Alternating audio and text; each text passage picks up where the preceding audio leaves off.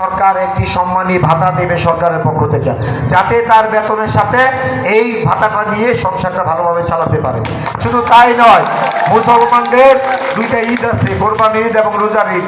সেই ঈদে তারা বোনাস পাবেন। আমরা যেমন বেসরকারি চাকরি করি, সরকারি চাকরি করে বোনাস পাই না, ওনারাও বোনাস পাবেন।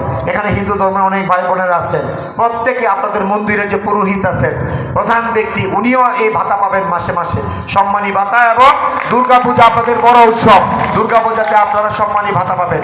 খ্রিস্টান ধর্ম, বৌদ্ধ ধর্মের উপাসনালয়ের প্রধান যারা, তারা যেমনি ভাতা পাবেন, তাদের বড়দিন, খ্রিস্টানদের, বৌদ্ধদেরও যে উৎসব, তাদের এই উৎসবে প্রত্যেকে সেই সম্মানী পাবেন এবং বোনাস পাবেন। তাহলে আজকে আমরা মায়েদের কথা বললাম, বৌদ্ধের কথা বললাম, ওলামায়ে কেরামদের কথা বললাম, ধর্মীয় স্কলার সকল ধর্মে, আমাদের কৃষকদের কথা বললাম। এখানে অনেক যুবকরা আছেন যারা লেখাপড়া করে আপনারা চাকরি করতে চান।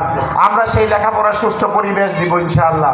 আমরা প্রতিটা স্কুলে আবার বার্ষিক ক্রীড়া প্রতিযোগিতা চালু করতে চাই, যাতে আমরা হারিয়ে যাওয়া সেই বিস্কুট দৌড়, সেই মুরগের লড়াই, সেই long jump, high jump, 100 metre 200 metre দৌড়